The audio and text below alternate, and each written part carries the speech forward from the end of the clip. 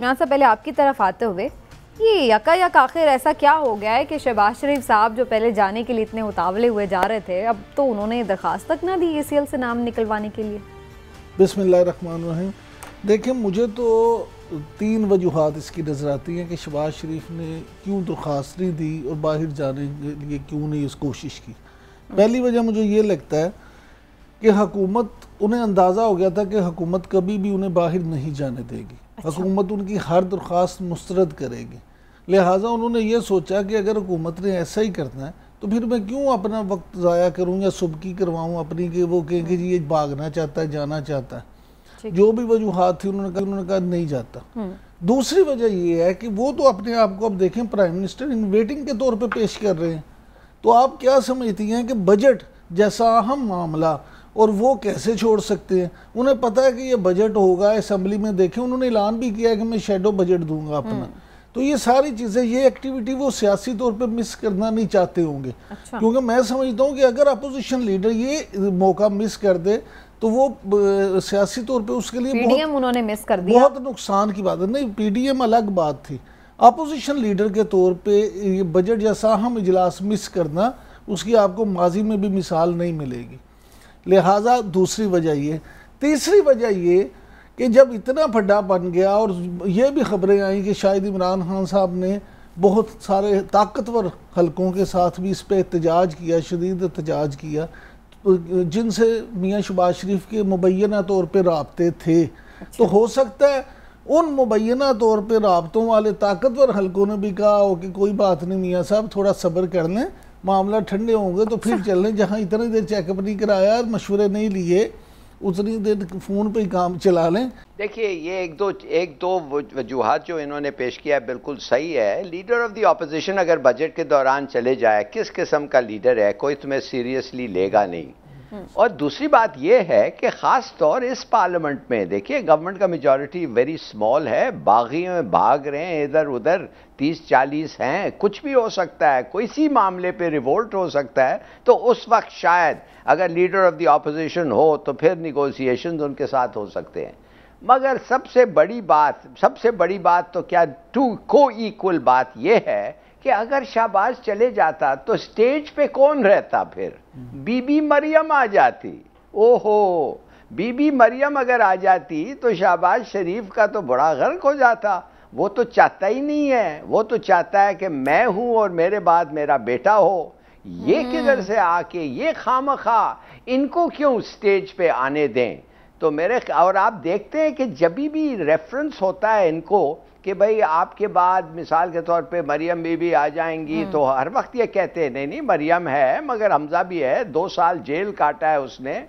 मुझे समझ नहीं आती, 2 साल अगर कोई जेल काटता है चोरी के इल्ज़ाम पे तो वो पार्टी के लिए जेल काट रहा है, ये अजीब सी बात है। बहरहाल दूसरी बात यह है कि मेरे ख्याल में समीना शायद पैगाम आ गया हो लंदन से कि भाई आने का क्या फ़ायदा, मैंने फैसला कर लिया है कि मुफाहमत नहीं है मेरा पॉलिसी है कॉन्फ्रंटेशन, मैं इनको हरा के आऊँगा पावर में। तो अगर तुम आ गए और फिर काम नहीं बना तो फिर इस्टेब्लिशमेंट जो जाके तुम कहोगे क्या उनको? बेहतर हो कि खालियात वापस जाने, बेहतर हो कि आओ ही मत। शुरू में तो ऐसे लग रहा था कि बड़ा मुश्किल से उसका वक्त गुजर रहा है, मगर लास्ट 2-4 हफ्ते में इमरान खान का जो पिकअप हुआ है, दिस रियली बीन रिमार्केबल। ना सिर्फ मुल्क के अंदर, बाहर भी एनवायरनमेंट कॉन्फ्रेंस जो है, जो लोगों से मिल रहा है, वो जो इनके बारे में बातें कर रहे हैं, ये जो उनके बारे में कर रहा है, इनिशिएटिव्स ले रहा है। अब 2-3 इनिशिएटिव्स तो इसमें हम बात करने लगे। देखिए, कहने की बात सिर्फ ये है कि Imran Khan is finding his feet, अब he is standing on his own feet. ये इससे पहले वो कंफ्यूज था।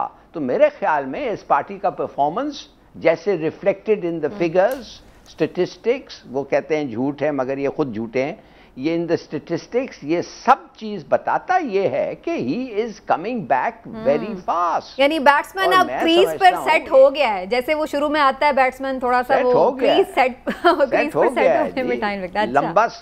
लंबा स्कोर पे जा रहा है ये मेरे ख्याल में, इसलिए कि इसकी कॉन्फिडेंस आ रही है।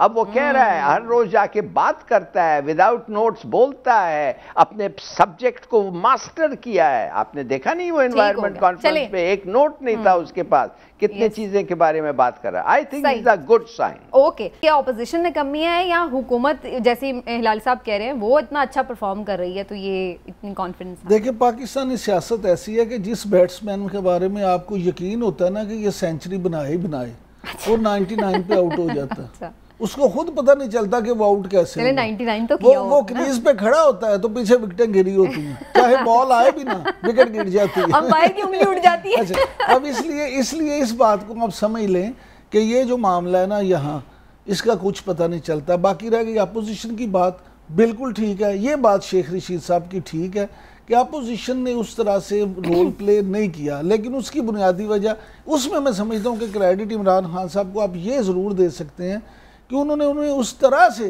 केसों में, मुकदमात में एहतसाब के नारे में उलझाए रखा है कि वो अपने उसमें पूरा जो उन्हें रोल अदा करना चाहिए था वो अपना किरदार अदा ही नहीं कर पाए। बिल्कुल ठीक है, लेकिन उसमें कुछ और भी चीजें थी ना, आपस में पीडीएम के जो इख्तिलाफात हो गए, वरना मूवमेंट तो अच्छी सोच तो एक अच्छी बनाई थी उन्होंने अपनी तरफ से स्ट्रेटेजी। बात सुनिए, ये ऐसी जो सियासी इत्तेहाद होते हैं ना, उनका अंजाम ऐसा ही होता है। जब आप एक दूसरे का कंधा इस्तेमाल करने की कोशिश करें सिर्फ अपने जाती फायदे के लिए, फिर मकसद हल नहीं होता। मकसद उस वक्त हल होता है जब आपको अपना कोई लालच ना हो, आप मजमूई कॉज के लिए। बिल्कुल ठीक है। उनको पता है कि वो आप उनको तालिबान के साथ एग्रीमेंट उनका आप ना नहीं ले सकते, उनके लिए उनको आप उनके साथ एग्रीमेंट नहीं दे सकते। वो ये भी पता है, उनको ये पता है कि आपका 20 साल का जो रिलेशनशिप है तालिबान से, वो आप तोड़ेंगे नहीं काबुल के लिए। तो मैं ये जानना चाहता हूं आप उनके लिए कर क्या सकते हैं? आप उनके साथ नहीं जाएंगे, आप उनको मदद नहीं कर सकेंगे, तो नेचुरली उन लोग कहेंगे कि ये लोग जो हैं हमारे लिए बेकार हैं, ये कुछ नहीं कर सकते। और उनको ये भी पता है कि अगर आपके खिलाफ लड़ेंगे तो हिंदुस्तान से पैसे मिलेंगे। उनको ये भी पता है कि अगर तालिबान के साथ लड़ेंगे तो अमेरिका उनको मदद करेगी, और अगर पाकिस्तान और तालिबान दोनों के साथ वो लड़ रहे हैं और डिस्टेबलाइजेशन हो तो उससे ज़्यादा खुश अमेरिका और इंडिया होगा, इसलिए कि उनको पता है फिर सीपेक का प्रोग्रेस कम होगा।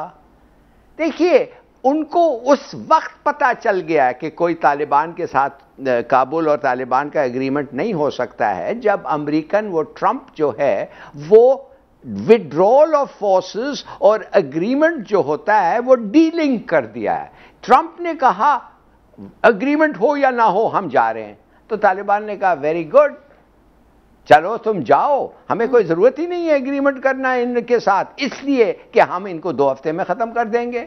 हम अगर आप चले जाएं तो आपके बगैर तो ये लड़ नहीं सकते। और बिल्कुल सही बात है, क्यों? इनके पास आप यकीन कर सकेंगी कि जलालाबाद के अलावा काबुल से Indian ANA Afghan national army Kabul से जलालाबाद ये एक ही रोड है जिस पे वो जा सकते। कंदहार नहीं है, नहीं जा सकते, उधर तालिबान है। ये हेरात नहीं जा सकते, तालिबान है। दोस्तम के साथ नहीं, उधर नहीं जा सकते। नवाज शरीफ वो क्या कहते हैं, वो मज़ार शरीफ, उधर भी तालिबान ये है।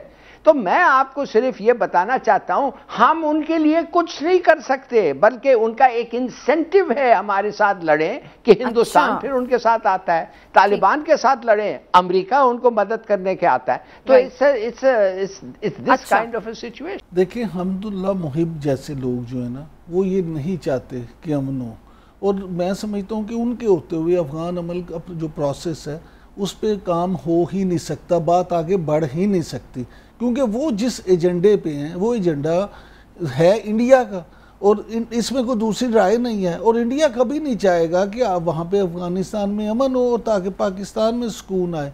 अब बात आपकी जो बात है कि जी तालिबान के साथ असर रसूख है, असर रसूख आपका जितना मर्जी हो, आप उनको इस बात पे तो राज़ी कर सकते हैं कि आए मुज़ाकरात करें, को हल करें बात को, लेकिन आप किसी को मजबूर नहीं कर सकते इस बात पे कि नहीं आप फलां पॉलिसी बनाएं, नहीं जी आप अमेरिका जो ये कह रहे हैं इसको इस तरह से माने। वो कहेंगे भैया आप कौन है भाई, हमारी अपनी मर्जी है। देखिए, अफगान और ख़ासतौर पर तालिबान जो हैं, आप उनके एक साइकी को समझें।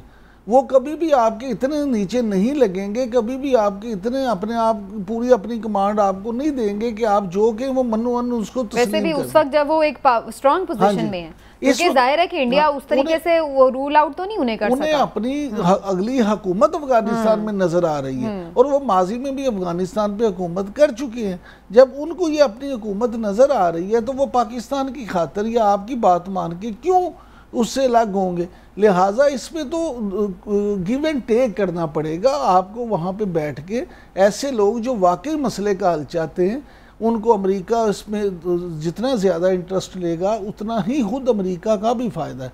इसके बगैर ये मामला मुझे तो हल होता नज़र नहीं आता। इससे इलाके में अनारकी बढ़ेगी।